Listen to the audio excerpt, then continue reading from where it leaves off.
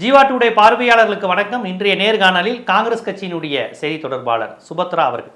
வணக்கம் மேடம். வணக்கம் மேடம். இன்னைக்கு காங்கிரஸ் குறித்து ஒரு தேசிய அளவிலே ஒரு பரபரப்பு வந்திருக்கு. தமிழ்நாட்டில் அவர்கள் ஆட்சியில் பங்கு, அதிகாரத்தில் பங்கு கேட்குறாங்க, அதிக எண்ணிக்கையிலான இடங்கள் கேட்குறாங்க, அமைச்சரவையில் பங்கு கேட்குறாங்கங்கிறது விமர்சனமான நிலையில் டெல்லியில் கூட்டம்லாம் நடந்திருக்கு. அதற்கு பிறகு ராகுல் காந்தி அவருடைய ஸ்டேட்மெண்ட்டை நம்ம எப்படி புரிஞ்சுக்கிறது? இதை பற்றி இனிமேல் பேசாதீங்க அப்படின்னு ஒன்று சொல்லியிருக்குன்னா, அதிகாரத்தில் பங்கு ஆட்சியில் பங்குலாம் கேட்காதீங்கப்பா, ஏன்பா கூட்டணியில் பிரச்சனை பண்ணுறீங்கன்னு அர்த்தமா?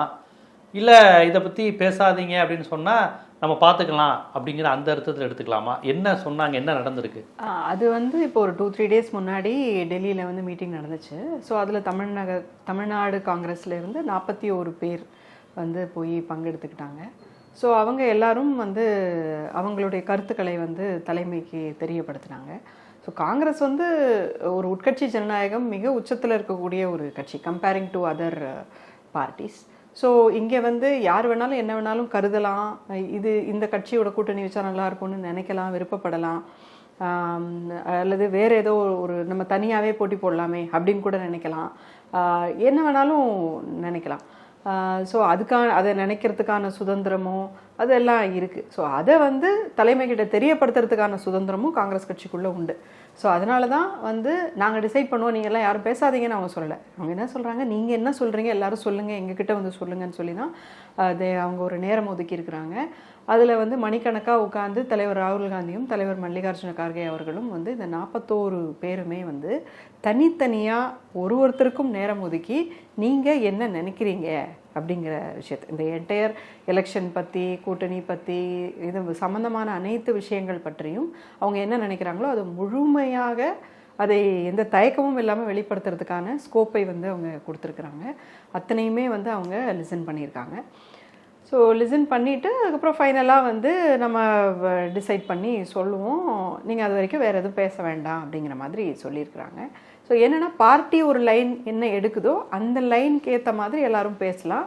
அவங்க கிளாரிஃபை பண்ணலாம்ல, பார்ட்டியோட லைன் டிஎம்கேவோட தான் போகிறோம், இல்லை டிஎம்கேவோட தான் போகிறோமா, என்னோட போகிறோம், இல்லை தனியாக நிற்க போகிறோம் அப்படிங்கிறது அவங்க அது எல்லாமே அவங்க முடிவு பண்ணி சொல்லுவாங்க. ஸோ நம்மளுடைய பிசிசி பிரசிடெண்ட் செல்வப்பிரதையா அவர்கள் கூட அதே நாளில் அவங்க ப்ரெஸ்ஸை மீட் பண்ணும்போது கூட சொன்னாங்க, தலைமை முடிவெடுக்கும் அப்படிங்கிறத அவங்க சொன்னாங்க.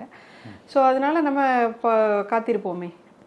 ஆனால் பிரவீன் சக்கரவர்த்தி போன்றவர்கள்லாம் ஊபி பாஜகவை பாராட்டி தமிழ்நாட்டு கவர்மெண்ட்டை ஒரு சிறுமைப்படுத்துகிற வேலையில் ஈடுபட்டாங்கங்கிறது திமுகலேருந்து அதுக்கு எதிர்வினை அது ஒரு மாதிரி பெரிய ஒரு விரிசலை ஏற்படுத்தும் விதமாக பிரவீன் சக்கரவர்த்தி போன்றவர்களுடைய பேச்சுக்கள், அறிக்கைகள்லாம் இருந்தது. அது எனக்கு அப்படி தோணலை. அவங்க ஏதோ ஒரு கான்டெக்ஸ்டில் ஒரு எக்கனாமிக்கல் ஆஸ்பெக்ட் ஒன்றை அவங்க த்ரோ பண்ணுறாங்க. அதை கட்டாயம் யூபியோடைய அரசு சிறந்த அரசுன்னு கண்டிப்பாக யாராலையுமே சொல்ல முடியாது. அவர் அப்படி சொல்லவும் இல்லை. ஏதோ ஒரு பர்டிகுலர் ஆஸ்பெக்டில் ஒரு எக்கனாமிக்கல் பர்ஸ்பெக்டிவ் ஒன்றை அவங்க ஒரு லைட் த்ரோ பண்ணியிருக்கிறாங்க. ஸோ நான் அதை அப்படி தான் பார்க்குறேன். டிஎம்கே டிஸ்டர்ப் பண்ணுற மாதிரி பார்க்கலையா நீங்கள்? இங்கே இருக்க ஒரு கூட்டணியை ஒரு கல்லெறிஞ்சு பார்ப்போங்கிற மாதிரி அவர் பேசுகிற மாதிரி இப்போ டிஎம்கே மட்டுமே இங்கே ஆட்சி செய்யலை. 4 வருஷமாக தான் டிஎம்கே ஆட்சி செய்யுது. அதுக்கு முன்னாடி பல ஏடிஎம்கே எல்லாருமே ஆட்சி செய்திருக்காங்க. ஸோ இன்றைக்கி இருக்கக்கூடிய எக்கனாமிக்கல் ஸ்டேட்டஸை நம்ம வெறும் ஒரு கட்சியோட ஒரு ரீசெண்ட் 4 வருஷத்தோட மட்டுமே நம்ம ரிலேட் பண்ணி பார்க்க முடியாதுல்ல. தமிழ்நாடு ஏன் இப்படி இருக்குது அப்படின்னு சொன்னால், இங்கே பிரிட்டிஷோட தலைநகரமாக இருந்துச்சு. சவுத் இந்தியாவை பொறுத்த வரைக்கும் மட்ராஸ் பிரசிடென்சியோட சென்னை தான் தலைநகரமாக இருந்தது. ஒரு எக்கனாமிக்கல் கேபிட்டலாக இருந்தது. இது அது என்னது, ஈஸ்ட் இந்தியா கம்பெனி இங்கே எப்படி வட இந்தியாவில் குஜராத்தில் ஒரு கால் பதித்ததோ அதனால் குஜராத் இன்றைக்குமே ஒரு முன்னாடி இருக்கும், அந்த மாதிரி இங்கேயுமே இருக்குது. ஸோ அதுக்கு ஒரு பெரிய காரணம் இருக்குது. ஒரு எக்கனாமிக்கல் ஸ்டேட்டஸ் ஒரு இடத்துல இப்படி இருக்குது அப்படின்னு சொன்னால், ஸோ நம்ம அதை பர்டிகுலராக டிஎம்கே தான் சொன்னாங்க அப்படின்னு எடுத்துக்க தேவையில்லை. அது ஒரு எக்கனாமிக்கல் பர்ஸ்பெக்டிவில் புரிஞ்சுக்கலான்னு நான் பார்க்குறேன்.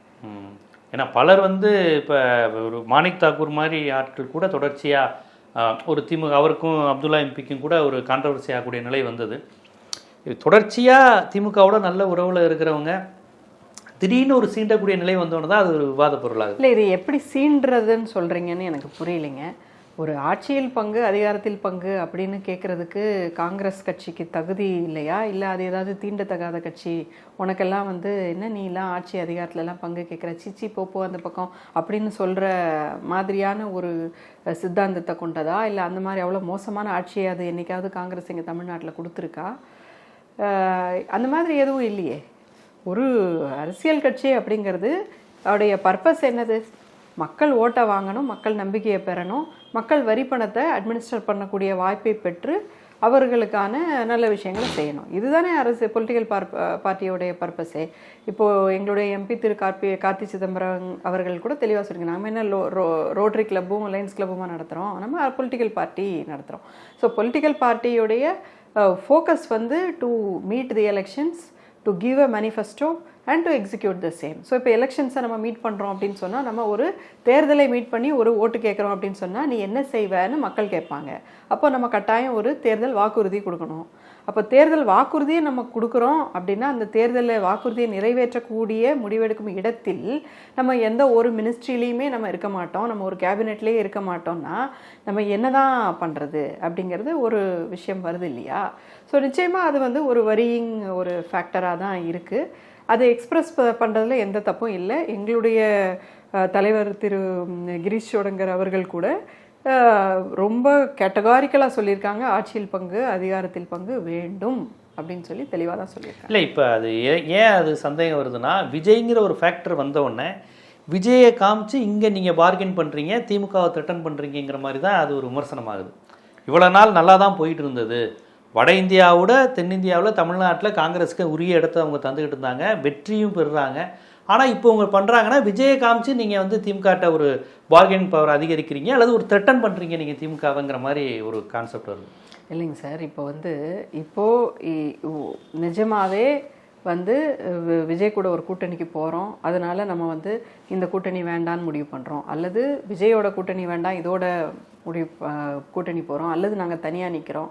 பல காம்பினேஷன்ஸ் இருக்குது, என்ன வேணாலும் பண்ணலாம். எல்லாம் பண்ணும்போது வந்து எதில் நமக்கு ஆட்சியில் அதிகாரத்தில் பங்கு கிடைக்கும் அப்படிங்கிறத நம்ம வந்து பேசுகிறதுல ஒன்றும் தப்பு இல்லை. அதை வந்து ரெண்டு கட்சியோட இன்னொரு வாய்ப்பு இருக்குது அப்படிங்கும்போது அதுக்கான ஒரு பார்கெனிங் கெப்பாசிட்டி அதிகரிக்கிறது நேச்சுரல் தானே சார். இதில் ஒன்றும் விஜய் ஃபேக்டர் வந்தது ஒரு ரீசன் இந்த விஷயத்துக்கு இல்லைங்க. அரசியலே அப்படி தானே இருக்குது. அரசியலில் நிறைய விஷயங்கள் இன்றைக்கி வந்து இப்போ நீங்கள் திமுகவே நம்ம பிஜேபியை மட்டுமே எதிர்க்கலையே, நம்ம வந்து டைம் ஸ்பெண்ட் பண்ணி டிவிகேவையும் எதிர்க்கிறத வந்து இப்போ ஆளுங்கட்சி வந்து பண்ண தேவை இருக்குல்ல. விஜய்னு ஒரு ஃபேக்டர் வர்றதுனால அரசியல் களத்தில் பல மாறுதல்கள் இருக்குது இல்லையா? அப்போ காங்கிரஸ் மட்டும் ஏன் அப்படி ஒன்று உலகத்திலே இல்லாத மாதிரி நினச்சிக்கிட்டே பண்ணணும் அப்படின்னு நினைக்கிறீங்க? So it can also be there. For example அவருன்னு ஒன்று இருக்கிறதுனால ஒரு ஏதோ ஒன்று நடந்துச்சு அப்படின்னு சொன்னால், இப்போ அவரோட ஒரு படத்தை வந்து தடை பண்ணுறாங்கன்னா அதுக்காக நம்ம குரலும் கொடுக்க வேண்டியிருக்கு. அப்போது அப்படி ஒரு ஃபேக்டர் இங்கே இருக்கும்போது அவங்கள எப்படி ஆர்ம் ட்விஸ்ட் பண்ணுறாங்க பிஜேபி அப்படிங்கிறத பார்க்குறோம். அதை பார்த்துட்டு அப்படி ஒன்று இல்லவே இல்லை அப்படி நம்ம கண்ணை மூடிட்டு வாய் மூடிட்டு சும்மா இல்லையே, அப்படி ஒன்று இருக்குன்னா அதுக்காக. பொதுவாக விஜயே ஒரு டெல்லியோட ஆளு தான், பிஜேபியோடைய நபர் தான். அவர் சினிமா நடிகர்களை வச்சு இங்கே இருக்கக்கூடிய ஒரு சோசியல் ஜஸ்டிஸ் கான்செப்டை உடைக்க தான் விஜய் வர்றாரு. அவர் பாருங்கள் பிஜேபி திட்டவே மாட்டேங்கிறாருங்கிற ஒரு பார்வை இருக்கு. அப்படி ஒரு விமர்சனம் காங்கிரஸுக்கு இல்லை விஜய் மீது. இல்லை, எனக்கு அது பற்றி தெரியலைங்க. காங்கிரஸில் வந்து இப்படி இந்த விஜய் பற்றி என்ன கருத்து தெரிவிக்கலாம் அல்லது என்ன நம்ம வந்து என்ன பார்வை வச்சுக்கலாம் அப்படின்னெல்லாம் கூடி சேர்ந்து உட்காந்து அப்படி எதுவும் பேசலை. ஸோ வந்து இதில் இண்டிவிஜுவல்ஸ் அவங்களுக்கான ஒப்பீனியன்ஸ் தான் இருக்கும். பீட்டர் அல்ஃபோன்ஸ் போன்றவர்கள் மணிப்பூரில் கிறிஸ்தவர்களை அவ்வளோ கொடுமைப்படுத்தின போது விமர்சிக்காத விஜய் தான் தீய சக்தி அப்படின்னு கிறிஸ்மஸ் விழாவில் பீட்டர் அல்ஃபோன்ஸ் போன்றவர்கள். நிச்சயமாக அது அவருடைய கருத்து, அவருடைய பார்வை. காங்கிரஸின் கருத்து வராதா? இல்லைங்க, அந்த கருத்துலையும் அந்த பார்வையிலையும் நிச்சயமாக ஒரு அர்த்தமும் இருக்கு இல்லையா? சரி, காங்கிரஸ் உடைய பார்வை அப்படிங்கிறது சில மினிமம் அஜெண்டாவில் தான் நம்ம மொத்தமாக ஒரு பார்வை. ஃபார் எக்ஸாம்பிள் கூட்டணி உண்டா இல்லையா, என்ன ஏது அப்படிங்கிறதுல வச்சுருப்போம். மொத்தமாக பார்த்திங்கன்னா சோஷியல் ஜஸ்டிக்காக நம்ம நிற்கிறோமா, கண்டிப்பாக நிற்கிறோம். பிஜேபிக்கு எதிராக நிற்கிறோமா, கண்டிப்பாக நிற்கிறோம். ஸோ இந்த மாதிரி சில ப்ராடர் இது வந்து கட்டாயம் இருக்குங்க, அது எல்லாருக்குமே தெரியும். அதை மீறி யாருமே பேச மாட்டாங்க காங்கிரஸில். ஒரு இந்துத்துவாவை பற்றி பேசியோ முஸ்லீம்கள் வந்து கிறிஸ்தவர்கள் வீணாக போகணும் அந்த மாதிரி ஒரு கருத்து கட்சியிலேருந்து கண்டிப்பாக வராது. பட் அதை தவிர மீதி எல்லா சின்ன சின்ன சின்ன சின்ன சின்ன சின்ன விஷயத்துலையுமே கட்சியில் இருக்க அத்தனை பேரும் ஒரே கருத்தை தான் வைக்கணும்னு சொல்கிறது தான் அராஜகம். காங்கிரஸ் வந்து எதை ப்ரிசர்வ் பண்ண மெயின் விஷயத்துல வந்து மாறிடக்கூடாதுல்ல. அதுதான். அப்படியெல்லாம் கண்டிப்பாக மாறாது சார். உங்களுக்கு அந்த சந்தேகம் நிச்சயமாக வேண்டாம். காங்கிரஸ் மட்டும்தான் 140 வருஷமாக ஒரே ஐடியாலஜிக்காக என்ன ஆனாலும், ஆட்சியில் இருந்தாலும் சரி இல்லாட்டாலும் சரி, ஒன்றும் இல்லை. இந்தோரில் இப்போது தண்ணி குடிச்சு எத்தனை பேர் இறந்து போனாங்க? யார் போனாங்க? தலைவர் ராகுல் காந்தி தான் போனார். 20 வருஷமாக அங்கே ஆட்சியிலேயே இல்லை. கடைசியாக நடந்த லோக்சபா தேர்தலில் வந்து 0 தான் சீட்டு தான் நமக்கு கிடச்சிது.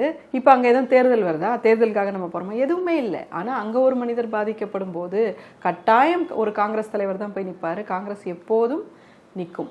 இல்லை, அதெல்லாம் புரிந்து கொள்ள முடியுது. இப்போ வட இந்தியா எல்லாவற்றையும் தாண்டி ராகுல் காந்தி திமுக ஒரு ஐடியாலஜிக்கலாகவும் பிணைந்து இருக்கிறாங்க.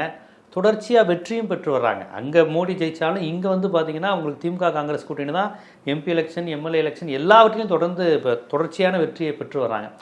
இப்படி இருக்கும்போது காங்கிரஸுக்கும் தமிழ்நாட்டில் இருக்கக்கூடிய இந்த ஒரு பிணைப்பை ஒரு சீர்குலைப்பது அல்லது அதை டிஸ்டர்ப் பண்ணுவதுங்கிறது ஒரு சரியான விஷயம்னு பார்க்குறீங்க? இருக்காது தான். எனக்கும் தெரியல. எனக்கு தெரிஞ்ச வரைக்கும் கூட இது எல்லாத்தையும் கன்சிடர் பண்ணாமல் ஒரு முடிவை எடுப்பதற்கு ஒரு அரசியல் அனுபவம் இல்லாதவர்கள் கிடையாது காங்கிரஸ் தலைவர்கள். டெல்லியில் உள்ள தலைவர்களும் சரி, இங்கே ஒவ்வொருத்தர் போய் இன்புட்ஸ் கொடுத்துருக்காங்க இல்லையா.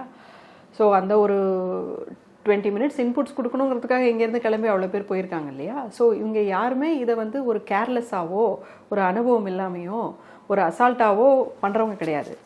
Every one is very serious about the politics, very very concerned about the people of Tamil Nadu and about the India, and especially about the BJP entering into the space. So அதனால் இது நீங்கள் சொல்லக்கூடிய இந்த factors எல்லாத்தையுமே consider பண்ணி தான் நம்ம முடிவுகள் வந்து இருக்கும் நிச்சயமாக. இப்போ ஓட்சோரி குறித்து நிறைய டீட்டெயில்ஸ் வந்து நீங்கள் என்னுடைய ஒப்பீனியன் சொல்லிடுறேன். ஓட்சோரி பற்றி நான் வந்து ஒரு 3-4 மந்த்ஸாக நான் ஒர்க் பண்ணிகிட்ருக்கிறேன் ரொம்ப சீரியஸாக. ஸோ என்னோட ஒப்பீனியன் அதில் என்ன அப்படின்னு சொன்னால், நம்ம யாரு கூட கூட்டணி வச்சாலும், பிஜேபி கூட நம்ம கண்டிப்பாக கூட்டணி வைக்க போகிறதில்ல. ஸோ டிவிகே கூடவோ அல்லது வந்து டிஎம்கே கூடவோ அல்லது டிவிகே ப்ளஸ் டிஎம்கே கூடவோ அப்படிலாம் வர வாய்ப்பு இருக்குங்கிறீங்களா? நான் என்ன சொல்கிறேன்னா, அப்படியே நீங்கள் வச்சா கூட ஓட்டு திருட்டுங்கிறது எவ்வளவு மோசமாக இருக்குன்னா, நம்ம ரியல் ஓட்டர்ஸ் வந்து எவ்வளோ ஓட்டு எப்படி போட்டாலுமே போலி வாக்காளர்கள் வழியாக அவங்க ஆட்சிக்கு வர்றதுக்கான வாய்ப்புகள் அதிகமாக இருக்குது அப்படின்னு நான் சொல்கிறேன். ஃபார் எக்ஸாம்பிள் 2024 எலெக்ஷனில் தாமரை சின்னத்தில் 49 லட்சம் ஓட்டு தமிழ்நாட்டில் விழுந்திருக்கு. உங்களால் நம்ப முடியுதா? 49 அரை கோடி கிட்டத்தட்ட அரை கோடி பேர் தமிழ்நாட்டில் தாமரை சின்னத்தை தேடி கண்டுபிடிச்சி ஓட்டு குத்துறதுக்கு. அதுவும் ஏடிஎம்கே தனியாக நிற்கிது, அங்கே வந்து ரெட்டையில நிற்கிது. ரெட்டையிலையும் மீறி நான் தாமரை சின்னத்தில் தான் போடுவேன்னு சொல்லி 50 லட்சம் பேர் அதை பண்ணியிருக்கிறாங்க. 49 லட்சம் பேர் எக்ஸாக்டாக ஓட்டு போட்டிருக்காங்கன்னு சொன்னால் இது போலி வாக்காளர் வழியாக இல்லைன்னு நீங்கள் நினைக்கிறீங்களா? நானும் இதே சந்தேகத்தோடு தான் 2024 அந்த வாக்காளர் பட்டியலை எடுத்து பார்த்தாக்க எங்கெல்லாம் பிஜேபி அதிகமான ஓட்ஸ் வாங்கியிருக்கோ அந்த பூத்து பூரா ஃபேக் ஓட்ஸ், அவ்வளோ ஃபேக் ஓட்ஸ் இருக்குது. கரெக்டாக அந்த ஃபேக் ஓட்ஸும் இதுவும் மேட்ச் ஆகுது. தமிழ்நாட்டை தான் சொல்கிறேன். தமிழ்நாட்டில் அவ்வளோ ஃபேக் ஓட்ஸ் இருக்கிறதுனால இந்த இடத்துல நம்ம வந்து இங்கே வந்து தாவேக்காவா திமுகவா இதுவா அதுவா இந்த கூட்டணியா அந்த கூட்டணியான்னு தான் மீடியாவில் 95% ஆஃப் த டைம் பேசிகிட்டு இருக்கோம். ஆனால் ரியல் சண்டை இந்த எந்த கட்சிகளுக்கும் கிடையாது. ரியல் சண்டை உண்மையான வாக்காளர்களுக்கும் பாஜகவுக்கும் தான், மக்களுக்கும் தேர்தல் ஆணையத்துக்கும் தான் இங்கே சண்டை. தேர்தலை திருடுவதற்கு தேர்தல் ஆணையம் முயற்சி செய்கிறது, மிக தீவிரமாக முயற்சி செய்கிறது. அதை இது வரைக்கும் ரொம்பவே சக்ஸஸ்ஃபுல்லாக நமக்கு தெரியாமல் பண்ணிட்டாங்க. இப்போ ஒரு 4 மாதம் முன்னாடி தலைவர் ராகுல் காந்தி அவர்கள் வந்து ஓட்டு திருட்டு அப்படிங்கிற ஒரு விஷயத்தை எடுத்து முன்ன வைக்கிறதுக்கு வரைக்கும் நம்ம அதை யோசிக்கவே இல்லை. வட இந்தியாவில் கூட உண்மையிலேயே மக்கள் வந்து பிஜேபிக்கு ஓட்டு போட்டுட்டு இருக்காங்கன்னு தான் நம்ம நினச்சிக்கிட்டு இருந்தோம். ஆனால் இந்த ஓட்டு திருட்டுங்கிற ஒரு விஷயத்தை எடுத்து வைக்கும்போது தான் 25 லட்சம் போலி வாக்காளர்கள் வந்து ஹரியானாவில் வந்து சேர்க்கப்பட்டிருக்காங்க. சிஸ்டம் வச்சு சாஃப்ட்வேர் வச்சு மில்லியன் கணக்கான ஓட்டு எல்லா ஓட்டர் லிஸ்ட்லையும் சர மாதிரியாக எங்கேயோ ஒரு சென்ட்ரலைஸ்டு ஒரு இடத்துலேருந்து ஏற்றிட்டு இருக்கிறாங்க அப்படிங்கிறது தலைவர் ராகுல் காந்தி சொல்கிற வரைக்கும் யாருக்குமே தெரியாது. அதுக்கப்புறம் அதை எடுத்து போய் நம்ம தமிழ்நாடு வாக்காளர் பட்டியலோடு சேர்த்து பார்த்தோன்னா தான் ஷாக்கிங்கான விஷயங்கள் தெரியுது நமக்கு. கடந்த 10 வருஷத்தில் 90 லட்சம் வாக்காளர்கள் நெட்டாக ஏற்றிருக்காங்க தமிழ்நாடு வாக்காளர் பட்டியலில். சேர்க்கப்பட்டு வட இந்தியர்கள் யாரோ என்னமோ 10 வருஷத்தில் புதுசாக 90 லட்சம் பேரை சேர்த்துருக்காங்க. ஆனால் 14 வருஷத்தில் இங்கே இருக்கக்கூடிய பாப்புலேஷன் இன்க்ரீஸே 50 லட்சம் தான். ஓகேவா? ஸோ ரிமூவ் பண்ணது சேர்த்தது இது எல்லாம் கழித்து நெட்டாக சேர்த்தது மட்டுமே 90 லட்சம். ஓகே, கடந்த 1.5 வருஷத்தில் மட்டும் தமிழ்நாடு வாக்காளர் பட்டியலில் 23 லட்சம் வாக்காளர்கள் சேர்க்கப்பட்டிருக்காங்க. திரும்ப அந்த டேட்டாவை ரீகால் பண்ணிக்கோங்க. 14 வருஷத்தில் 50 லட்சம் பேர் தான் வந்து தமிழ்நாட்டில் பாப்புலேஷன் ஜனத்தொகை இன்க்ரீஸே 7.2 கோடியிலேருந்து 7.7 கோடிக்கு தான் இன்க்ரீஸ் ஆயிருக்கு. ஆனால் எப்படி 1.5 வருஷத்தில் 23 லட்சம் வாக்காளர்கள் சேர்க்கப்படுவாங்க? அப்போது கண்ணா பின்னான்னு சேர்த்துருக்காங்க. இதை வந்து பல எலெக்ஷனுக்கு முன்னாடி சேர்த்துருக்காங்க. லைக் 25ல் சேர்த்துருக்காங்க, 24ல் சேர்த்துருக்காங்க, 21ல் சேர்த்துருக்காங்க, இஷ்டத்துக்கு சேர்த்துருக்காங்க. கண்ணா பின்னான்னு ரிமூவும் பண்ணியிருக்காங்க. 2019ல் பார்த்தீங்கன்னா 2,28,00,000 வாக்குகள் வந்து இந்தியா கூட்டணிக்கு விழுந்திருக்கு. 2021ல் 2 கோடி தான் விழுந்திருக்கு இல்லையா? ஸோ ரியல் ஓட்டர்ஸை வந்து ரிமூவ் பண்ணுறதும் ஃபேக் ஓட்டர்ஸை சேர்க்குறதும் இப்போ உச்சபட்சமாக எஸ்ஐஆரில் 97 லட்சம் வாக்காளர்கள் வந்து நீக்கப்பட்டிருக்காங்க. இப்போது 2 கோடி வாக்கு தான் இந்தியா கூட்டணிக்கான ஓட்டே இவங்க விட்டு வச்சிருக்கிறாங்க. ஓகே, இந்த 2 கோடிலையும் உங்களுக்கு 97 லட்சத்தை ரிமூவ் பண்ணிட்டா இல்லையா? ஸோ இப்போ நீங்கள் கேட்கலாம், அப்போ இவங்களும் போயிருப்பாங்களே அவங்களும் போயிருப்பாங்களே அப்படின்னு சொல்லிட்டு. இப்போ நம்ம இந்த எஸ்ஏஆர் டிராஃப்டை எடுத்து வச்சு பார்த்தோம் அப்படின்னு சொன்னால் ரொம்ப ரொம்ப ஷாக்கிங்கான விஷயங்கள் இருக்குது. இப்போ வந்து பார்த்தீங்கன்னா நம்ம ஸ்ரீபெரும்புதூர் தொகுதியில் பூத் நம்பர் 1 எடுத்து பார்த்தோன்னா ஒரு வீட்டில் 80 வாக்காளர்கள் இருக்கிற மாதிரி காமிக்குது எஸ்ஐஆர் டிராஃப்டில். ஸோ நான் என்ன கேட்குறேன், இந்த ஒரு வீட்டில் 80 பேர் இருக்கிறதா சொல்கிறீங்களே, இவங்களுக்கு எங்கே பார்த்து நீங்கள் படிவத்தை கொடுத்தீங்க? எஸ்ஐஆர் படிவத்தில் அந்த அட்ரஸ் தான் பிரிண்ட் ஆகி உங்களுக்கு வந்து 80 பேருக்கு இருந்துச்சா? அப்படி தான் கொண்டு போய் கொடுத்தீங்களா? அவங்க அதை ஃபில் பண்ணி தான் உங்கள்கிட்ட கொடுத்தாங்களா? 10 பேருக்கு மேலே ஒரே வீட்டில் இருந்தால் நீங்கள் நேரில் போய் வெரிஃபை பண்ணணுமே, வெரிஃபை பண்ணிங்களா? வெரிஃபை பண்ணும்போது அவங்க அத்தனை பேருக்கும் அந்த அட்ரஸில் தான் address proof, ID proof, age proof எல்லாம் அங்கே தான் வச்சு கொடுத்தாங்களா? என்ன கதை? ஒரு வீட்டில் 80 பேர், ஒரு வீட்டில் 50 பேர், ஒரு வீட்டில் 27 பேர், 37 பேர் இப்படின்னு சொல்லிட்டு உங்கள் டிராஃப்ட் ஓட்டர் லிஸ்டோட லட்சணம் இவ்வளோ மோசமாக இருக்கே. அப்போ நீங்கள் போலி வாக்காளர்களை பத்திரமா வச்சுட்டு உண்மையான வாக்காளர்களை தானே நீக்கியிருக்கீங்க இல்லையா? ஸோ 1 கோடி வாக்காளர்கள் வந்து ஏடிஎம்கேக்கு 2024ல் போட்டிருக்காங்களாம். இதுக்கு பிஜேபிக்கு வந்து 80 லட்சம் ஓட்டு போட்டிருக்காங்க. அப்போ இப்போ இவங்க 2 பேர் கூட்டணி வச்சுட்டாங்க. அப்போ 1 கோடியே 80 லட்சம். இதில் நான் சொல்கிறேன் மினிமம் 50% ஃபேக் ஓட்டர்ஸ். பிஜேபிக்கு விழுந்ததில் 80-90% வரைக்கும் ஃபேக் ஓட்ஸ் இருக்குது. அப்போது இவ்வளோ ஃபேக் ஓட்ஸை வச்சு நீங்கள் இவ்வளோ மேனிப்புலேட் பண்ணி 97 லட்சம் ரியல் ஓட்டர்ஸை ரிமூவ் பண்ணி இங்கே 2026ல் பிஜேபி ஏடிஎம்கே ஆட்சியை பிடிக்க ட்ரை பண்ணுதா, ஓட்டு திருட்டு வழியாக, எலெக்ஷன் கமிஷனுடைய ஒத்துழைப்பு வழியாக. ஸோ எலெக்ஷன் கமிஷன் மேலே தான் நம்ம எல்லாருமே இந்த மிக முக்கியமான கேள்வியை கேட்க வேண்டியிருக்கு. இல்லை, இந்த கேள்வியை தான் கடந்த மக்களவைத் தேர்தலுக்கு முன்பே ஐயநாதன், பொன்ராஜ் சார், அப்துல் கலாம் சார், டப்பியவன் இவங்க 2 பேரும் இந்த விஷயம் குறித்து தொடர்ந்து பேசினாங்க. இவிஎம் மிஷின், மின்னணு வாக்குப்பதிவை மாற்றுங்கலேருந்து அந்த சிப்பு மாற்றுறதுலாம் எவ்வளோ எளிமையாக பண்ணலாம். இவிஎம் மிஷின் அந்த யார்கிட்டருந்து வாங்குறீங்களோ அவனே பிஜேபிக்காரன். இது எல்லாத்தையும் ஐயநாதன் சார் புத்தகமாக போட்டாங்க, பொன்ராஜ் சார் போன்றவர்களாக பேசினாங்க. ஸோ இவங்க எல்லாமே சொல்கிறாங்க இல்லையா? ஸோ இவிஎம் பற்றி நிறைய பேர் வந்து சொல்கிறாங்க. இப்போ இதில் என்ன பிரச்சனை அப்படின்னு சொன்னால், நீங்கள் என்ன சொல்கிறீங்கன்னா, இந்த வீட்டோட கதவை உடைக்க முடியுமா? உடைக்க முடியும். இந்த கதவு வந்து அந்த வீட்டில் உடைச்சிருக்காங்க இதே மாதிரி கதவை, அந்த வீட்டில் உடைச்சிருக்காங்க இதே மாதிரி கதவை, இங்கே பாருங்கள் இதே மாதிரி கதவை நான் உடைச்சி காமிக்கிறேன் பாருங்கள், இப்படின்னு இந்த டோரை உடைக்கலாம் அப்படின்னு தான் நம்ம பர்ஃபார்ம் பண்ணி காமிச்சிக்கிட்டே இருக்கோம். ஆனால் இந்த இடத்துல ஒரு ஃப்ராடு பண்ணலாம்னு சொல்கிறதுனாலேயே ஃப்ராடு பண்ணுறது வந்து ஒரு ப்ரூஃப் கிடையாது இல்லையா? எந்த ஒரு லாவும் எந்த கோர்ட்டோ எதுவுமே அப்படி அனுமதிக்காது. ஸோ நம்ம சொல்லலாம் அதுக்கான வாய்ப்பு இருக்கா? இருக்குது. அதனால தான் நம்ம வந்து கேட்டுக்கிட்டே இருக்கிறோம், நீங்கள் என்ன ஆர்கிடெக்சர் வச்சுருக்கிறீங்க, உங்களுடைய இவிஎம் மிஷினில் என்ன ஆர்கிடெக்சர் வச்சுருக்கீங்க, அது ஹவு இட் ஃபங்க்ஷன்னு எங்களுக்கு காமிங்க, அது உள்ள என்ன சாஃப்ட்வேரோ ஹார்ட்வேரோ என்ன இருக்குது, ஹவு இட் ஃபங்க்ஷன்ஸுங்கிறத நீங்கள் ஓப்பனாக வைங்க, எங்களுக்கு காமிங்கன்னு சொல்லிட்டு எதிர்க்கட்சி தலைவர் திரு ராகுல் காந்தி அவர்கள் வந்து தொடர்ந்து கேட்டுகிட்டே இருக்கிறாங்க. ஸோ அதை அவங்க தரமாட்டேங்கிறாங்க. விவிபேட்டை 100% எண்ணுங்கன்னா எண்ண மாட்டேங்கிறாங்க. சிசிடிவி ஃபுட்டேஜை காமிங்கன்னு சொல்ல காமிக்க மாட்டேங்கிறாங்க. ஸோ அவங்க இப்போ 2 விஷயம் சார். ஒன்று வந்து வாக்காளர் பட்டியல், இன்னொன்று அந்த வாக்கு ஆக்சுவலாக வந்து விழுறது. இந்த 2 விஷயம் இருக்குது. இப்போ வாக்காளர் பட்டியலில் 100% சந்தேகத்துக்கு இடம் இல்லாமல் நம்ம நிரூபிச்சிட்டோம்.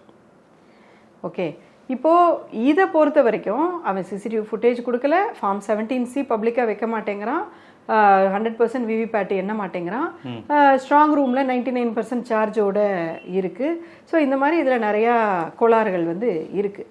அப்போது எதுக்கு இருட்டு தேவைப்படுது? ஒரு திருடனுக்கு தான் இருட்டு தேவைப்படுது இல்லையா? ஏன் உனக்கு சிசிடிவி வெளிச்சம் பிடிக்கல? நீ வந்து திருட்டுத்தனம் பண்ணுறியா அங்கே இல்லையா? ஸோ இந்த ஆக்சுவலாக எப்படி வந்து ஓட்டு போடுறாங்க அப்படிங்கிறது நமக்கு தெரியல. அது வந்து அவங்க ஃபேக் ஓட்டர்ஸை வச்சு வந்து ஆட்களை வச்சு போடுறாங்களா? இவங்க பண்ணுற ஸ்கேலில் அவ்வளோ நிறைய பேரை கொண்டு வந்து அங்கே பண்ண வைக்க முடியாது. ஏன்னா அங்கே வந்து காங்கிரஸோட, டிஎம்கேவோட, விசிகேவோட, பிஎல்ஏஸ் எல்லாமே இருப்பாங்க இல்லையா? ஸோ அவ்வளோ பேர் போலி ஆட்களை வச்சு நீ அங்கே ஃபிசிக்கலாக ஓட்டு போடுறது வந்து நீங்கள் பண்ணுற ஸ்கேலில் இந்த அளவில் ரொம்ப கஷ்டம். ஆனால் அந்த இவிஎம் மிஷின்குள்ளவே நீங்கள் எதனா ஃப்ராட் பண்ணியிருக்கலாம், அல்லது அதை ஸ்ட்ராங் ரூமில் வச்சுருக்கீங்க அங்கே வச்சு ஃப்ராட் பண்ணலாம், அல்லது டிரான்ஸ்போர்ட்டேஷன் ஃபுட்டேஜ்லாம் கேட்டால் தரமாட்டேங்கிறாங்க. அதான் நான் சொல்கிறேன். திருடன் வீட்டுக்கு வந்திருக்கிறான், பொருளை காணோம், கதவு உடஞ்சி கிடக்குது, இதெல்லாம் வச்சு இங்கே திருட்டு நடந்திருக்குது அப்படின்னு சொல்லலாம் நம்ம. ஆனால் ஆக்சுவலாக அவன் இடது கையில் எடுத்தானா வலது கையில் எடுத்தானாங்கிறது தெரியலை. அந்த அளவில் தான் நம்ம சொல்ல முடியுது. ஆனால் இந்த வாக்காளர் பட்டியலில் 100% இது போலி வாக்காளர். எப்பிக் ஐடி ஒன்றும் கிடையாது, ஓட்டர் ஐடி. அது எங்கேயாவது 2 இடத்துல வரலாமாங்க உலகத்தில் எந்த எலெக்ஷன் தான் நடக்குது? எங்கேயாவது அப்படி அது டூப்ளிகேட் ஆகலாமா? பீகாரில் எஸ்ஐஆர் முடிஞ்சு இறுதி வாக்காளர் பட்டியலில் இவங்களுக்கு டூப்ளிகேட் ஓட்ஸ் மட்டும் 59 லட்சத்துக்கும் மேலே டூப்ளிகேட் ஓட்டர்ஸ். ஸோ அதை போயிட்டு இதில் பிரசாந்த் பூஷன் போன்ற பெரிய அதுக்காக வாதாடக்கூடிய வழக்கறிஞர்கள், பிரசாந்த் பூஷன் போன்ற வழக்கறிஞர்கள் அவங்க போயிட்டு கேட்குறாங்க சுப்ரீம் கோர்ட்டில், இவ்வளவு டூப்ளிகேட்ஸ் இருக்குது, ஏன் வந்து டீடூப்ளிகேஷன் சாஃப்ட்வேர்னு ஒரு சாஃப்ட்வேர் காசு கொடுத்து வாங்கி வச்சிருக்குதே இந்த எலெக்ஷன் கமிஷன், ஒரு கிளிக் ஆஃப் த பட்டனில் வந்து டூப்ளிகேட்ஸை ரிமூவ் பண்ணலாமே, ஏன் பண்ணலை அப்படின்னு சொல்லி கேட்குறாங்க. இதை கேட்ட உடனே நீதிமன்றம் என்ன பண்ணணும்? என்னது இவ்வளவு டூப்ளிகேட் ஓட்ஸ் இருக்கா, இதை வச்சு நீ ஒரு எலெக்ஷன் நடத்துனியா, இதுக்கு நீ இது ரிசல்ட் வேறு டிக்ளேர் பண்ணியா, எல்லாத்தையும் கலக்கலை, ஆமாம் நான் வந்து இதை வந்து செல்லாதுன்னு அறிவிக்கிறேன், சுப்ரீம் கோர்ட்டோட ஒரு குழு போடுது, அந்த குழுவுடைய கண்காணிப்பில் இந்த இடத்துல வந்து வாக்காளர் பட்டியலை சரி பண்ணி நீங்கள் வந்து ஒழுங்காக எலெக்ஷனை நடத்துங்க அப்படின்னு சொல்லியிருக்கணுமா இல்லையா? ஒரு சரியான நீதிமன்றம் என்றால் நீங்கள் நீதியே படிக்க வேணாங்க, சாதாரண ஒரு ஆளுகிட்ட கொண்டு போய் நீங்கள் நீதிபதியாக இன்றைக்கி உட்காத்தி வச்சிங்கன்னா கூட இதில் என்னப்பா நியாயம் அப்படின்னு கேட்டால், என்னது 59 லட்சம் பேர் டூப்ளிகேட்ஸை வச்சுக்கிட்டு நீ எலெக்ஷன் நடத்தியிருக்க, இதெல்லாம் செல்லாது, என் கண் பார்வையில் நீ திருப்பி நடத்து இப்படின்னு தான் சொல்லுவாங்க. இதை சொல்ல மாட்டேங்குது நீதிமன்றம். அது என்ன பண்ணுது? டைமை தான் இழுத்துக்கிட்டே போகுது. எல்லா ஊர்லேயும் எஸ்ஐஆர் நடந்து முடிகிற வரைக்கும் சும்மானா டைமை இழுத்துக்கிட்டே வருது. ஸோ அப்போ அது என்ன பண்ணுதுனாக்கா, ஓ அப்படியா, ஏன் நீ டீடூப்ளிகேஷன் சாஃப்ட்வேர் ஏன் அப்ளை பண்ணல சொல்லு அப்படின்னு கேட்குது. அவன் உடனே அதுக்கு ஒரு டைம் எடுத்துக்கிட்டு போயிட்டு அவன் வந்து ஒரு பதில் சொல்கிறான். எலெக்ஷன் கமிஷன் என்ன பதில் சொல்லுது அப்படின்னு சொன்னால், இல்லை நாங்கள் டீடூப்ளிகேஷன் சாஃப்ட்வேர் வச்சுருந்தோம் மைலார்ட், அது சரியாக ஒர்க் ஆகலைங்க, அதனால் நாங்கள் அதை யூஸ் பண்ணலை, 2023 இருந்து நடந்த எந்த எலெக்ஷன்லையும் நாங்கள் டீடூப்ளிகேஷன் சாஃப்ட்வேரையே யூஸ் பண்ணலை அப்படின்னு சொல்கிறோம். ஓகே, இது ஒரு பதிலுன்னு இதை கேட்டுட்டு இருக்குதுமா எலெக்ஷன் கமிஷனு. இது ஒரு வழக்குன்னு இது நடந்துக்கிட்டு இருக்குது. இந்த சூழலில் எஸ்ஐஆர் வந்து அதுலேயும் சொல்கிறாங்க, எஸ்ஐஆர் முடிஞ்சு இறுதி வாக்காளர் பட்டியலில் தான் இவ்வளோ டூப்ளிகேட் சாஃப்ட்வேர் இருக்குது, சாரி இவ்வளோ டூப்ளிகேட் ஓட்டர்ஸ் இருக்காங்க, அதுவும் எபிக் ஐடி டூப்ளிகேட் ஆகுது அப்படிங்கிறத சொல்கிறாங்க. அப்போவும் எஸ்ஐஆரை இத்தனை 12 மாநிலத்தில் நீ ஒன்றும் நடத்தி கிழிக்க வேண்டாம், நீ உன்கிட்ட இருக்க டூப்ளிகேட் சாஃப்ட்வேரையே நீ ரிமூவ் பண்ண மாட்டேங்கிற, அப்போ நீ எப்படி வந்து ஊரெல்லாம் போய் நீ பண்ணுற வேலை கரெக்டாக பண்ணுவ, உனக்கு இன்டென்ஷன் சரியில்லை அப்படின்னு கிரிமினாலிட்டி அங்கேயே எஸ்டாப்ளிஷ் பண்ணலாம். ஆனால் நீதிமன்றம் அப்படி இருக்க மாட்டேங்குது. நீதிமன்றம் அது பண்ணவே இல்லை. அப்போ இந்தியா கூட்டணி என்ன பண்ணணும்? இப்போ இந்தியா கூட்டணி மட்டும்தான் பண்ணணும் நீங்கள் ஏன் நினைக்கிறீங்க? என்னோட கேள்வி அதுதான். இந்தியா கூட்டணி வெர்சஸ் பிஜேபி எப்படி பண்ணணும்? இந்தியா கூட்டணி தான் எலெக்ஷன் சரியாக நடக்கும்போது தான் இந்தியா கூட்டணி வெர்சஸ் பிஜேபி. எலெக்ஷனே இங்கே காலி அப்படிங்கும்போது அதுக்கப்புறம் அது இந்தியா கூட்டணியும் கிடையாது, இதுவும் கிடையாது, அதுவும் கிடையாது. எல்லாருமே மக்கள். எப்போ உங்களுக்கு ஓட்டுக்கு அர்த்தம் இருக்கோ அது வரைக்கும் தான் கட்சிக்கு அர்த்தம் இருக்கு. எப்போ உங்களுக்கு ஓட்டுக்கு அர்த்தம் இல்லை அப்போ கட்சிக்கு அர்த்தம் இல்லை. நம்ம எல்லாருமே மக்கள், இந்திய நாட்டின் மக்கள். இந்த ஓட்டை அம்பேத்கரும் காந்தியும் ஒவ்வொருத்தரும் போராடி நமக்கு வாங்கி கொடுத்தாங்க. அதை நம்ம தொலைச்சிட்டோம். என்னத்தை தான் நம்ம படித்தோமோ, என்னத்தை தான் நம்ம பண்ணமோ தெரியலை. எல்லாத்தையும் வைத்தியம் மாதிரி தொலைச்சிட்டோம். ஸோ இப்போ இதை திரும்ப மீட்க வேண்டிய வேலையை மக்களாகிய நம்ம தான் செய்யணும். இப்போ நீங்கள் திரும்பி ஒரு கட்சி மட்டும் பண்ணும் அப்படின்னு சொல்லி நம்ம பார்த்துக்கிட்டே இருக்கிறது வந்து வேலைக்கு ஆகாது. ஏன்னா ஒரு கட்சி அப்படிங்கிறது அதால் என்ன பண்ண முடியுமோ அதெல்லாம் பண்ணி முடிச்சிச்சு. இப்போ மாநில கட்சிகள் துணையோட பண்ணணும் அப்படிங்கிறீங்க. வெறும் கட்சிகள் மட்டும் பண்ணணும்னு ஏன் கேட்குறீங்கன்னு தான் மக்கள், பொதுமக்கள் எல்லாரும் இறங்கி, பொதுமக்களுக்கு நடந்த ஒவ்வொரு நல்ல விஷயமும் ஓட்டுனால தானே நடந்துச்சு. உங்களுக்கு இன்னைக்கு நல்ல சட்டத்துணி, நல்ல சாப்பாடு, நல்ல கல்வி, இது எல்லாமே இந்த ஓட்டுன்னு ஒன்று வந்த பிறகு தானே வந்துச்சு. 2000 வருஷமா எங்கே இருந்துச்சு உங்களுக்கு? அதுவே இல்லாம போகுது. இந்த ஓட்டுங்கிற உரிமைக்கு பின்னாடி தான் உங்களுடைய கல்வி உரிமை, உணவு உரிமை, இந்த பாதுகாப்பு, அந்த பாதுகாப்பு எல்லாமே அந்த ஓட்டுக்கு பின்னாடி தானே வருது. அந்த ஓட்டுன்னு ஒன்று இருக்கிறதுனால தானே ஒவ்வொரு விஷயமும் கிடைக்குது. ஒன்றும் இல்லை, இன்னைக்கு உங்களுக்கு இலவச அரிசி கிடைக்குது. அது ஒரு எலெக்ஷன் ப்ராமிஸ் வழியாக தானே வந்தது. ஒவ்வொரு விஷயமும் தேர்தலுக்கு முன்னாடி ஒரு அரசியல்வாதி உங்களுக்கு ப்ராமிஸ் பண்ணுவார், அதை அப்புறம் எக்ஸிக்யூட் பண்ணுவாங்க. அதை எக்ஸிக்யூட் பண்ணாலும் எக்ஸிக்யூட் பண்ணாங்களா இல்லையான்னு மக்கள் பார்த்துக்கிட்டே இருக்கிறாங்க. ஒன்றும் இல்லை, ஒரு கடக்கோடியில் இருக்க ஒரு பாட்டி, அந்த பாட்டி கையில் ஓட்டை வச்சுக்கிட்டு அது பார்த்துட்டே இருக்குது. இவன் சரியாக பண்ணுறானா பண்ணலையா, இவன்லாம் ஒன்றும் சரியாக பண்ணல, மாற்றி போடு ஓட்டை அப்படின்னு ஒரு சாதாரண பாட்டி மாற்றி போடுது. ஒரு 5 வருஷத்துல எளியவர்கள் கையில் இருக்க மிகப்பெரிய அதிகாரம். அது வந்து பிரதமரை மாற்றும் அதிகாரம். ஓட்டுங்கிறது வெறும் உரிமை கிடையாது, அது அதிகாரம். இந்திய நாட்டின் உச்சபட்ச அதிகாரம் ஓட்டு. அந்த அதிகாரத்தையே நீங்க விட்டுட்டு அப்புறம் ஆட்சியாளரையே மாற்ற முடியாதுன்னா அவன் ஏன் உங்களுக்கு ஏதாவது செய்யணும்? உங்க கையில ஓட்டு இருக்கிறதுனால தான் எவ்ரி 2 இயர்ஸ் அவன் வர வேண்டியிருக்கு. நாடாளுமன்ற தேர்தலோ, சட்டமன்ற தேர்தலோ, கவுன்சிலர் தேர்தலோ எவ்ரி 1.5 வருஷம் உங்ககிட்ட வர வேண்டியிருக்கு.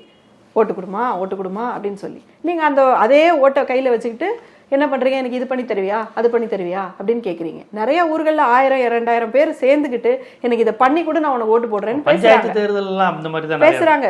எம்எல்ஏ தேர்தலையே பேசியிருக்காங்க, நான் பண்ணி கொடுத்துட்றேன் அப்படின்னு சொல்லிட்டு அவங்க ரீஎலெக்ட் ஆகுறாங்க இல்லையா. இப்போ இதுவே இல்லைன்னா உங்களுக்கு பார்கெனிங் கெப்பாசிட்டியே இல்லையே சார். அப்போ நல்ல மனசோட யாராவது வந்தால் உங்களுக்கு எதாவது நடக்கும், இல்லைன்னா எதுவுமே நடக்காது. உங்களுக்கு ஒன்றுமே நடக்கலைன்னா என்ன தான் பண்ண போகிறீங்க? ஸோ ஒரு இந்திய குடிமகனையும் நான் கேட்குறேன், உங்கள் லைஃப் ஃபுல்லாக நீங்கள் ஓட்டு போட்டீங்க, நீங்கள் பெற்ற பிள்ளைக்கு அந்த ஓட்டுங்கிறத கொடுக்க வேண்டாம்? அதுக்காக நீங்கள் எந்திரிச்சு நிற்க வேண்டாம்? தெருவில் ஒரு நடைப்பயணம் போங்க, ஒரு சோஷியல் மீடியாவில் ஒரு போஸ்ட் போடுங்க, ஏதோ ஒரு வாய்ஸ் பண்ணுங்கள். இது கூட பண்ணலைன்னா என்னத்துக்கு நம்ம படிச்சு? ஸோ மக்களோட இன்வால்மெண்ட் இல்லைன்னா இந்த பிரச்சனை தீரவே தீராது சார். கண்டிப்பாக அந்த ஓட்சோரி அப்படிங்கிறது ரொம்ப ஒரு மோசமான விஷயமா இருக்குது. ராகுல் காந்தி போன்றவர் தொடர்ச்சியாக பண்ணுறாங்க. ஆனால் அதற்கு பிறகும் அவங்க எந்தெந்த வகையில் என்னென்ன பண்ண முடியுமோ, மேனிப்புலேட் பண்ண முடியுமோ அதை பண்ணிக்கிட்டு இருக்கிறாங்க. இது கட்சிகள் ராகுல் காந்தி மட்டும் பண்ணிட்டு இருந்தா இது நடக்காது சார். மகாத்மா காந்தி நடந்தாருன்னா மகாத்மா காந்தி முன்னாலாம் நடக்கிறாரேன்னு எல்லாரும் வேடிக்கை பார்த்தில்ல. அந்த பக்கம் அங்கே நடந்தாங்கன்னா தெருவா இங்கே நடந்தாங்க, இந்தியா முழுக்க நடந்தாங்க. இங்கே யார் திருப்பூர் குமரன் காந்தி நடக்க சொல்லி நடந்தாங்களா? இவங்க பாட்டுக்கு நடந்தாங்க இல்லையா. இந்தியா முழுக்க நடந்ததுனால தான் காந்திக்கு மதிப்பு. அதே போல் இப்போவும் ராகுல் காந்தி நடக்கிறாங்க, காங்கிரஸில் நடக்கிறாங்க, எத்தனையோ மாநிலங்களில் நடைப்பயணம் போய்கிட்டே இருக்காங்க. கூட மக்கள் நடந்தால் அந்த மக்களுக்கு விடிவு வரும். இல்லைன்னா சுதந்திரத்துக்கு தகுதி இல்லாத மக்கள் அப்படின்னு தான் நம்மளை நாமே பிராண்ட் பண்ணிக்கணும். இப்போ தமிழ்நாட்டிலையும் நீங்கள் சொல்கிறபடி பார்த்தா பாஜக வெற்றி பெறதுக்கு எல்லா வேலையும் பார்த்துக்கிட்டு இருக்காங்கன்னு தான் பார்க்குறீங்க. கிட்டத்தட்ட 100% பிளான் பண்ணி முடிச்சுட்டாங்க. தொங்கு சட்டமன்ற மாதிரி வரதுக்கு பிளான் பண்ணுறாங்க. இல்லை 100% அவங்க தனி மெஜாரிட்டியில் பிஜேபி ஏடிஎம்கே ஆட்சி அமைக்கிறதுக்கான எல்லா வேலையும் பார்த்துட்டாங்க. ஓட்டு திருட்டு அவ்வளோ மோசமாக இருக்குது. ஸோ உங்களுடைய பூத்தை எடுத்து பார்த்தீங்கன்னா அந்த பூத்தில் அவ்வளோ பேர் பார்த்தீங்கன்னா ஒரு வீட்டில் ஒரு வாக்காளர்னு இருக்கிறாங்க, கும்பல் வாக்காளர்கள் இருக்கிறாங்க, அந்த வீட்டுக்கு சம்மந்தமே இல்லாத ஆட்கள் இருக்கிறாங்க, அந்த தெருவுக்கு சம்மந்தம் இல்லாத டோர் நம்பர்ஸ் அந்த தெரு பேரில் எழுதப்பட்டிருக்கு, உள்ள ஆன்லைனில் ஃப்ரீயாக இருக்குது. அதை எடுத்து பார்த்தாச்சுன்னா தெரிஞ்சுட்டு போகுது. கண்டிப்பாக ரொம்ப ஒரு அபாயகரமான விஷயம். உடனே கவனிக்க வேண்டிய ஒரு விஷயத்தை எச்சரிக்கையாக சொல்லியிருக்கீங்க. இதெல்லாம் நடக்குது, இதை மக்கள் எப்படி எடுத்துக்கணும், என்ன பண்ணணும். சராசரியாக நடக்கிற கூட்டணி அரசியல்லாம் கடந்து நம்ம நேரடியாக பாதிக்கக்கூடிய இந்த அரசியல் வாழ்நாள் முழுக்க பாதிக்கக்கூடிய ஒரு விஷயமா இருக்குது. இதை எப்படி எதிர்கொள்ளணும்? இது வாழ்நாள் முழுக்க மட்டும் கிடையாது சார். 2000 வருஷமா கழிச்சு ஏதோ ஒரு காந்தி வந்தாரு, ஒரு அம்பேத்கர் வந்தாரு, நமக்கு ஏதோ ஒரு விடுதலை கிடைச்சது. அடுத்த 2000 வருஷம் இது இதே மாதிரி போறதுக்கு வாய்ப்பு இருக்கு. ஏன்னா 12 மாநிலத்துல எஸ்ஐஆர், இதுல 9 மாநிலம் ஏற்கனவே பிஜேபி ஆளும் மாநிலம். கேரளா, தமிழ்நாடு, வெஸ்ட் பெங்கால், இதுல எஸ்ஐஆர் வழியா பிஜேபிக்கு ஆட்சி வந்துருச்சுன்னா, இந்தியா முழுக்க பிஜேபி ஆட்சி வந்துருச்சு அப்படின்னு சொன்னா, அதுக்கப்புறம் அவங்களுடைய கொடுமை பண்ணக்கூடிய தரம் வந்து ரொம்ப அதிகமா இருக்கும். இப்ப வந்து பிஜேபி வந்து ஒரு தொங்கு பாராளுமன்றத்துல இருக்கும்போது வாஜ்பாயோட ஆட்சி எப்படி இருந்ததுன்னு நீங்க பாருங்க. நம்ம ஜெயலலிதாவுக்கு பயந்துகிட்டே இருந்தாரு, அதனால பெருசா ஒன்றும் பிரச்சனை இல்லை, நமக்கு அது ஒரு ஒன் ஆஃப் த ஆட்சியா நம்ம கடந்து போயிட்டோம். ஆனா அதே மோடி தனி மெஜாரிட்டியில வரும்போது என்ன ஆட்டம் அப்படின்னு நீங்க பாக்குறீங்க. பார்க்கும்போது ப்ரூட்டல்ங்கிற வார்த்தையை யூஸ் பண்ற மாதிரியான ஒரு இது வந்துருச்சு. ஸோ நம்ம என்னடா பிஜேபி இப்படி நடந்துக்குது அப்படின்னு பார்க்குறோம்ல, இதே தான் சொல்கிறேன்.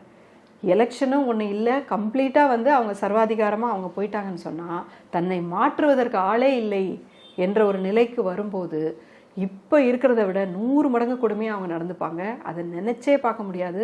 நம்ம சாதாரண இந்திய குடிமக்கள்னால அது தாங்கவே முடியாது. நம்ம எல்லாருமே தெருவில் இறங்க வேண்டிய நேரம் வந்தாச்சு.